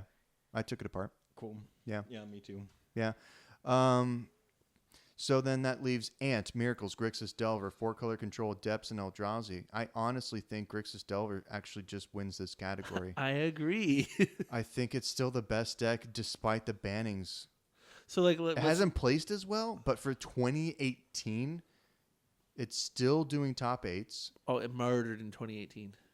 Well, the first half it did. It Even fell a this little last bit half. it fell a little bit out of favor until it kind of shifted around, but they still played it and they still figured it out. It's still around. I think it wins.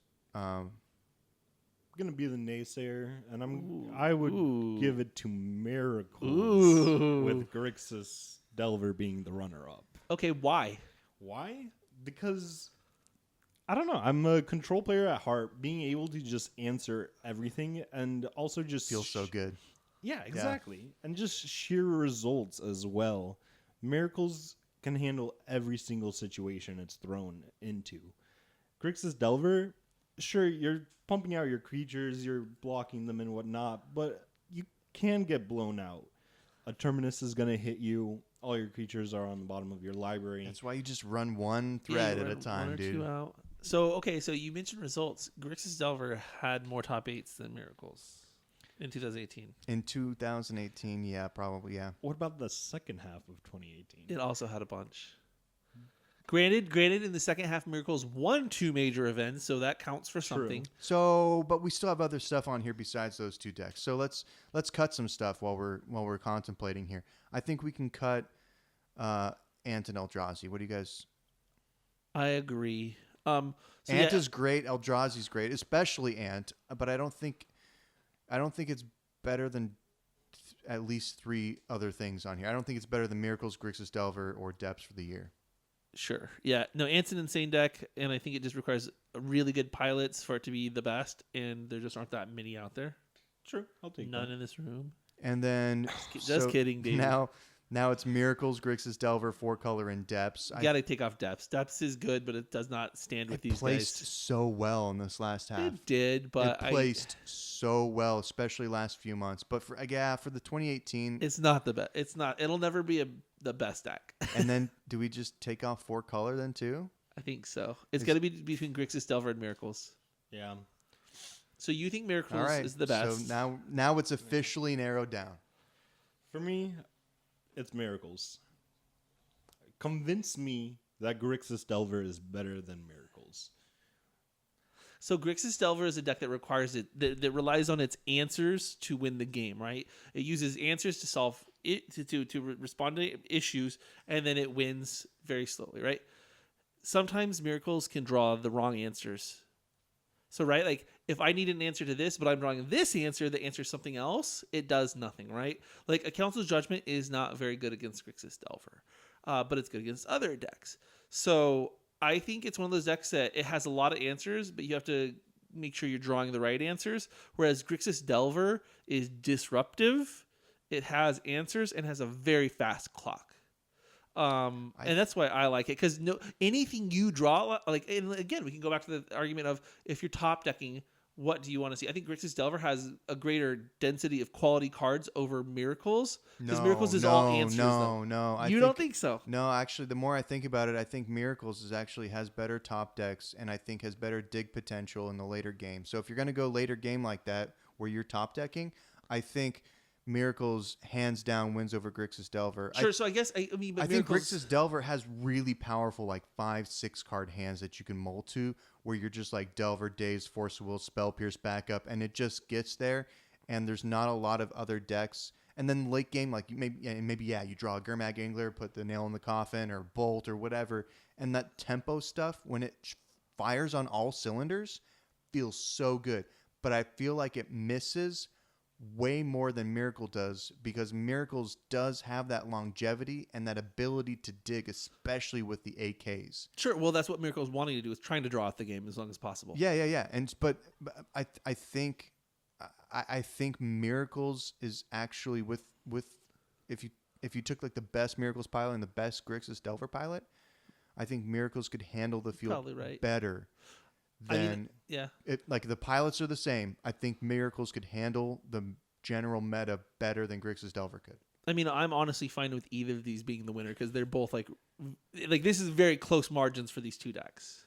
Well, if you're fine with either one being, I think I'm actually sold on Miracles. So you're sold on Miracles? If you're fine with that, I think Miracles. Well, you guys already outvote me. Well, it's not a vote. We got to convince. But if you don't really have a dog in this fight, I like Grixis, but I see the merit in Miracles, and I think over a long tournament with very competent players, I can see how Miracles could just outlast a field of a very diverse field, right? Because there's a lot of decks that can just kind of lock Grixis Delver out of the game. Exactly. Whereas Miracles doesn't have that many terrible matchups. And if I'm being honest, I think that the Grixis Delver results that we see in the top 8s are more of... It's more that there's just more of them in the meta. There's more people at the tournaments playing Grixis Delver, I think, than Miracles right now. And I think that just turns into more finishes into the top 8. Sure. But Miracles did place really well, too. So, and here's the other thing. Miracles is a deck that requires a very skilled pilot to have a very deep run. So that's also a good reason why Miracles might not be in as many top 8s, because you can't just, to an extent, you can pick up a Grixis Delver. It's a hard deck, but Miracles, you have to figure out, what mode and what axis you're playing on. So I think Miracles is a harder deck to master, so maybe that's why there's not as many. Yeah. There's more aspects to Miracles, I would agree with you. Plus, there's also the fatigue aspect. And oh God, that part, I think, is more difficult for a longer tournament to deal with than the actual intricacies of the game. I think that mental fatigue of playing a control deck that almost goes to time every single round for 8 rounds or whatever requires a different kind of skill set and mindset that a lot of players don't possess. So is that the best deck? But that's talking about the players. I think Miracles just handles the field better, and when you put somebody in that seat that can handle that kind of fatigue, that can make the hard choices with Miracles that sometimes it does present, I think it's a better deck in the right hands than Grixis Delver is. I think Grixis Delver has some longevity, but really relies on its early game. And if that doesn't go well, or you just mold to oblivion, I think Miracles doesn't have those kind of problems. All right. No. Well, I'm going to take Grixis Delver to GP Giant Waterfall, and I'm going to win it. So. Giant Waterfall? Yeah, Niagara. GP Giant Waterfall? We're all going to play Waterfalls at Waterfall. No, you guys can. I'm going to play Grixis Delver at GP Niagara. Are you really? probably. I'm really liking the deck. I like it a lot too. I played it. It was my first Legacy deck. I'm still playing it. I like Grixis Delver. Then Miracles? I think, yeah. I'm fine with Miracles being the best deck. It did so well this year. But dude, Grixis Delver got banned. This is a very close one. Yeah, Grixis Delver got banned. It was so good. It got two of the most powerful cards in the deck banned. And it still kills. And it's still good. But Miracles. We're gonna be here all night if we don't just say Miracles. Exactly. I think Miracles when like everything is within like a hair. When everything is said and done, I think after the bannings, I think Miracles is still just as good as it was before the top banning too. Well, maybe not just as good, but it's still really a powerhouse too. That's what makes these two decks very similar.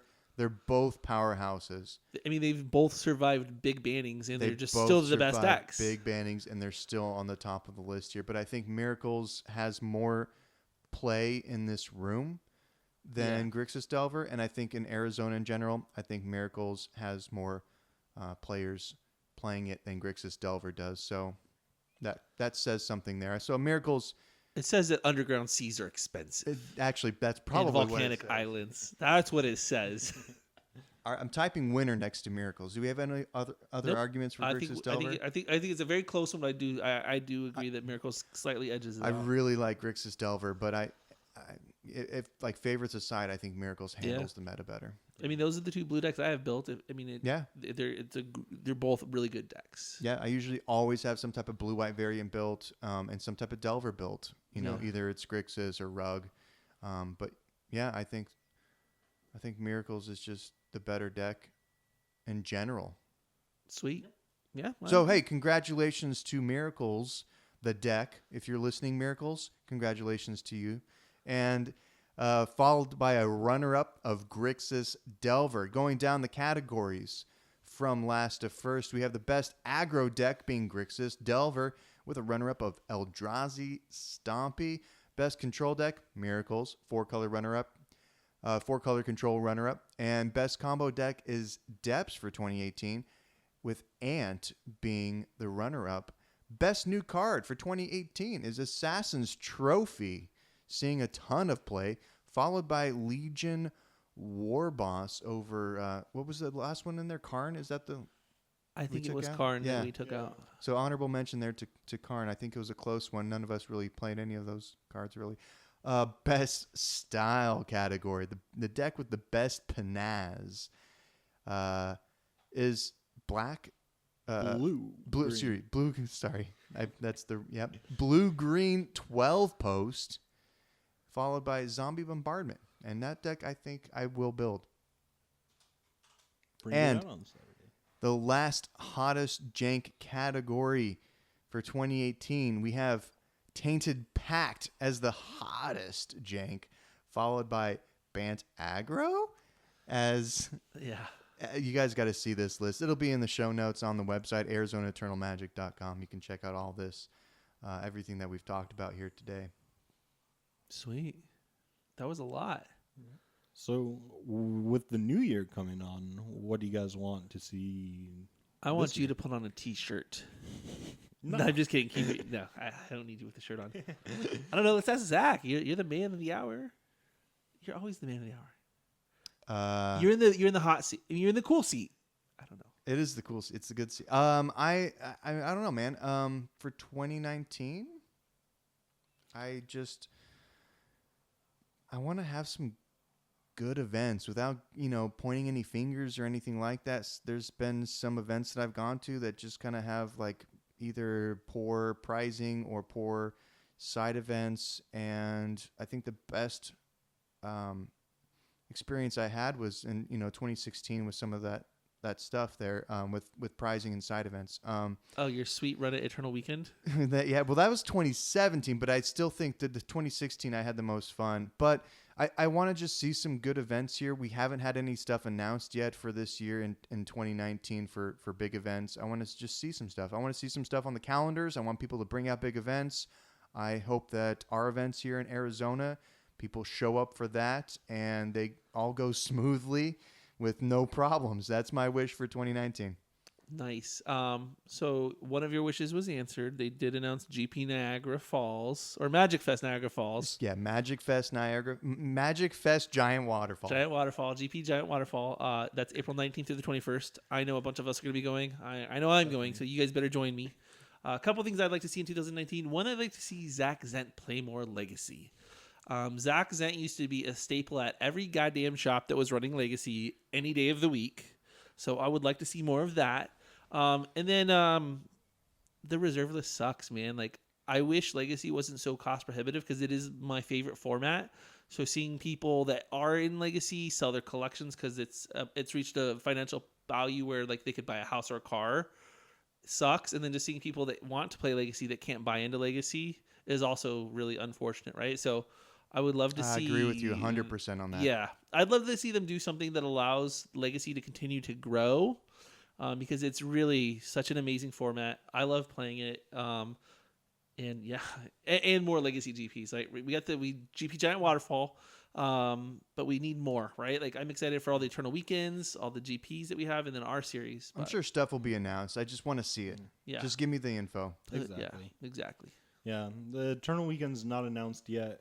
Hopefully they'll announce it on Friday. If you look at like the announcements from last year, they announced it on the second Friday of the year. So I'm kind of keeping my fingers crossed for a schedule. Yeah, I hope in the next so. 2 days. Yeah, I'd want like 2 North American Legacy GPs, or at least a good GP with like a PT Magic Fest, okay? They're GPs. We're gonna edit it to say Magic Fest. Good luck. And yeah, just more events, more people coming out. Our community is definitely growing. That is great to see. And one personal request I kind of want from Wizards, could you guys print a 0-drop cantrip? Oh, So Doomsday can come back. Yeah. Street Wraith isn't cutting it. I can't cycle it from exile with Act on Impulse. I need Doomsday to come back. a 0-drop cantrip. I want okay, so on that same note, I want Wizards to print something that would make like lands better. I think that would. I always have been interested in lands, and I think if it just got like something else that was like an alternative kind of same idea as Tabernacle, but maybe a little bit better or different. Like I think it would, like there's another land that could control What if the damage or the battlefield a little bit better. What if there was a dampening sphere land? As in, your first spell has no taxes, but this land somehow taxes your land. But even if you have creatures, like I think Tabernacle is just like different than that when it comes. I don't know. Well, Tabernacle shuts down creature decks, but it has a hard time dealing with combo. Well, sure, but like it can't be the best at everything. I just don't want to buy a Tabernacle. That's kind of what I'm getting at, I think. Unless someone got him one for Christmas. Yeah, right. Yeah, I don't think. I think like lands always seems interesting, but it always just needs something a little bit extra. And I never wanted to buy a Tabernacle, so those are. I think that's an interesting deck. I'm kind of getting that same itch scratched with the slow depths with the Mox Diamonds and stuff. But yeah, that would be my like Wizards print wish. Yeah. Sweet. And do we want to talk about like the community here? We've had like some awesome stuff happen in the last 7 days in terms of events. We had like the do we want to talk about the FNMs? Yeah, and the connected gaming. Yeah, go ahead.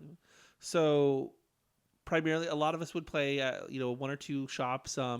And then we had a recent shop open up. I don't even know where it's at, like the very, very west side in Glendale-ish. I think. Yeah, no. Yeah, Connected is in Youngstown. Oh no, that's in Phoenix. Yeah. Oh, yeah, we can talk about that too. But so out in North Phoenix, we started going out to check out a new shop, Connected Gaming, and I think 2 or 3 weeks ago, we had 21 players come out to play Legacy on a Tuesday. And keep in mind, this is no proxy Legacy, so you had 21 actual Legacy decks just on a random Tuesday playing Legacy. That is dope. Yeah, and shout out to Connected Gaming for being so accommodating, and the West Side Legacy players. It's been fun traveling and checking out other shops. And then Orc Slayer out in Youngstown fired a 20-person FNM last Friday, which is I think their biggest one yet. So congratulations to them out in the West Valley of Phoenix. They do first Friday. Yeah. First Friday, and Player Draw is gonna start doing third Friday, which is awesome. Westside's gonna have 2 Legacy FNMs Nice. each month. It's growing, dude. It's definitely growing. Yeah, they're gonna have FNMs all over the place. And then so like in the last 7 days we had Sunday, right? Sunday at Phoenix Gaming Lounge. We had Sunday at Phoenix Gaming Lounge, which fired. We had Connected Gaming, which fired. We had the last FNM last week that fired in the West Valley and the East Valley. And then also, we just have our event coming up here on Saturday at Player Draw as well. So it's just like Legacy's just growing all over the place. Absolutely. Yeah. So, And shout out to ADG for hosting us on Thursdays every once in a while. well, we just show up. They don't have a choice. We just show up, and we fire though. Like we fire all the time on Thursdays now. And then this Friday we had 16 at Amazing Discoveries for FNM, and then there was 21 in Youngstown or 20 in Youngstown. Like wow, 36 players. That's crazy, dude. Just chilling on a Friday. Yeah, I guess Legacy's dead in the Valley. Right. Legacy's dead. So okay, before we wrap up or whatever, like what are your guys' what's your guesstimation for Saturday? Like how many do you think we're gonna get? Ooh, I don't. So first off, do you want to tell us about Saturday, Zach?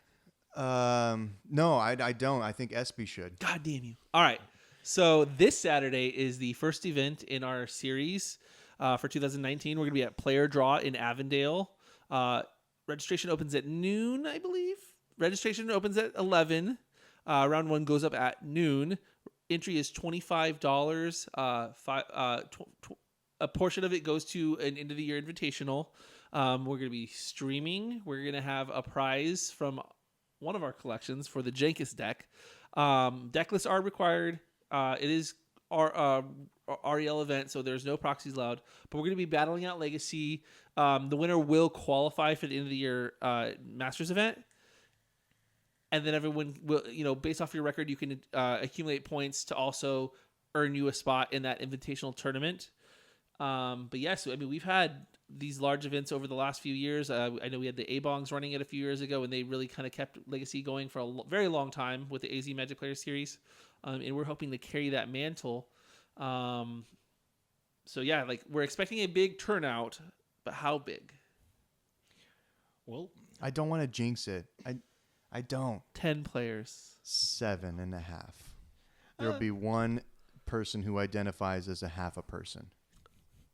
Yeah, I don't want to jinx it either, but I think I'm confident that we'll get over 50 easily. Well, yeah, that's a given because based off of the event on Facebook, we have 56 players confirmed going signed up. Something to that, either interested or going. But yeah. I think we'll hit 50. 50 is pretty standard for like the first event of the year. It seems like the first event is always either the biggest or like the second biggest. Pod is a great store. People love going out there. So I think 50 is a given. Yeah. I'm kind of keeping my fingers crossed for 65 plus. All right. So if we hit 50 with the cut that goes to the Masters, it is an official 1K. Exactly. So yeah, like if we hit 50 players, we will have $1,000 in the prize pool. $1,000 in store credit, right? We're not going to give you cash or anything like that, but yes, it'll be $1,000 in store credit at Player Draw. And as the great Joe Weber says, they have 99% of all staples in stock. So Magic singles in stock. Singles. Yeah, that's their misquoted. That is their policy over at Player Draw in Avondale. So yeah, this is going to be the first event of the series. So if you don't know about the series and you're just hearing this podcast, the way that this year works is you're going to accumulate points over the course of the year to compete for an free invite to a Masters tournament at the end of the year. Top 16 players will be invited. And the way to accumulate those points is by placing well in the city championships that go on over, the whole state of Arizona, mainly in the Phoenix area, and one in Tucson. And also something that we're calling preliminary trials, or PTs, which you will also earn points at those events as well. And those will be $10 roughly for those. So if you win a cities event, you automatically get an invite to the Masters at the end of the year. So there will be 5 cities events, and then there will be 4 preliminary trials after the first cities, and they're going to be in between the city events. And if you do very well at one of the preliminary trials, you're going to earn a bye for the next city championship that you play in. So if you win one in February, but you don't play as city champs until October, it would still qualify there. You can't double them up. So if you win multiple preliminary trials and then you play in a cities, you don't get 2 buys. You only get a maximum of 1 buy there. So if we get to a point where people are getting a bunch of buys, which I don't really think will happen, we might have to implement a new rule. It's just to, reward the players for doing well earlier in the year with a buy. I don't think you'll be able to stack them or use them at multiple cities. Or maybe you will. Who knows? So that's how it is as of right now. So the point structure and everything like that is fairly firm. There might be a couple tweaks here and there to avoid people manipulating the system to give their friends points. So I think the points are going to be fewer. That way they're more valuable. That way if you do want to, concede to somebody or something like that, which we don't encourage, but people do it, and we know that, it will be a bigger deal if you do contribute points to other people. So that's the way it's going to work for 2019 for the Arizona Eternal Magic stuff here. And do you want to give any shout-outs to anybody, David, or anything? I mean, just shout out to all the local stores for picking up this legacy scene. It's been great. Yeah, and shout out to all the new legacy players that have been cropping up over the past few months. We've had a lot of new people join the ranks, a lot of new faces at the tournaments, which is always good to see. And then shout out to you guys. I think I always shout out you guys, but I just love working with you guys. So shout out, guys. Oh yeah, shout. Let it all out. All right, that will wrap up the year-end review coming out in January for the year of 2018. And you can check out everything online. This should all be on there by the time you listen to it. It should be. I hope it is. Otherwise, it should be. You're like outside of Zach's window listening to us. Yeah, it should be.